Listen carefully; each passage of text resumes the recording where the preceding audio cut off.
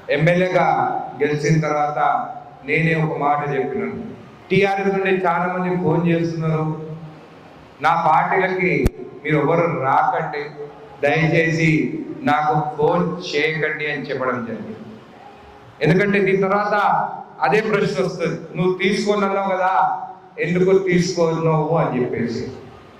అవును, మంచోళ్ళని తీసుకుంటాను, కబ్జాలు చేసే వాళ్ళు, గుండాయిజం చేసే వాళ్ళని ఖచ్చితంగా తీసుకోనని చెప్పే ఈరోజు బాబా గురించి చాలా విషయాలు తెలుసుకొనే ఆయన ఎక్కడ కబ్జాలు చేయలేదు, అక్రమాలుగా ఎక్కడ భూదందాలు చేయలేదు, ఎవరిని మోసం చేయలేదని చెప్పి తెలుసుకున్న తర్వాతనే ఇంత మనిషి కూడా మా పార్టీలో ఉండాలని చెప్పి ఆయనని ఈరోజు ఈ పార్టీలోకి తీసుకోవడం జరుగుతుంది.